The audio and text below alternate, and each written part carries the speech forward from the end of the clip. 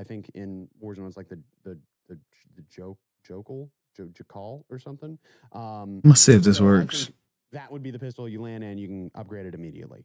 So loot and economy. They said, we have set out to blend the looting experience of the original Blackout with lessons learned from years of evolution of Warzone. Standard Battle Royale, players often reach their optimal loadouts and equipment very early. So like a lot of people, specifically better players, grab their loadouts within 3 minutes and then that's it. The dopamine's gone. You're not having a good time unless you're getting a shitload of kills. And not a lot of people are getting a shitload of kills. So they just sit there and they're fighting, like Call of Duty's having a fight. Because you'll sit down and you'll just scroll on your phone until the end of the game, especially with how casual this is built out, because you just fight bots. So you just sit there until a bot shoots at you when you're sitting inside. I'm trying to get this set up. This, that, and the other thing happens. So the whole thing is, Battle Royale modes like this are meant to... Well, we're almost there. We're almost there.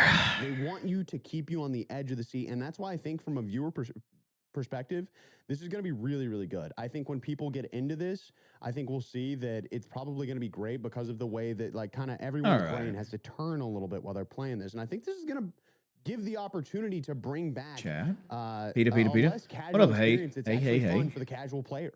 That's kind of the big thing to me. So, like I said, cash is not available in loot. Buy stations are removed, and there's no basic, legendary, or reusable supply boxes. They are all one type of two types of supply boxes. So you have the regular supply boxes. Can you hear Expel talking? And then you have cradle supply boxes that come in during the cradle gases. Don't rush cherry dark chocolate. That's Dice. Zones. Is it loud on your end? From my understanding, yeah, they do contain higher tier loot. Next up, we have the activities. And unlike traditional Battle Royale that you kind of find random loot and stuff like that, it is pretty important to do these activities because you get the higher tier loot from doing them. So it's kind of like contract. It is contracts, though they spawn in different locations and then respawn in that same location. So you can do a bounty and then come back to the bounty, stuff like that. So is that louder? Surveillance drone, which is kind of a roaming guide surveillance drone that can be found moving across the map. If you shoot the drone, it'll show you the location of other is that better? So if you're trying to find new streaming software, again, I'm going to use the example of a bounty. You shoot down a drone and it'll give you like a ping around that area to show you whether or not there's a bounty or what other contracts are there. It'll also drop you a little bit of supplies, as you can see right here. Next up, you have the surprise shipping. It's an abandoned guild cargo container that are scattered across the map. As you can see, it's the same ones that were at factory.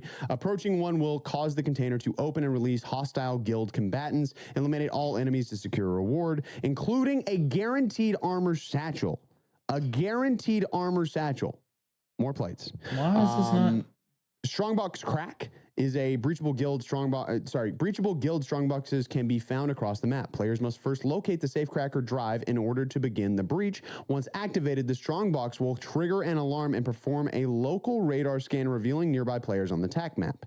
After a short delay, the breach will complete and the strongbox will drop valuable loot, including a guaranteed armor vest, which I think in the other thing it was a level 2 is what it said in the blog post. So you get a level 2 from doing that.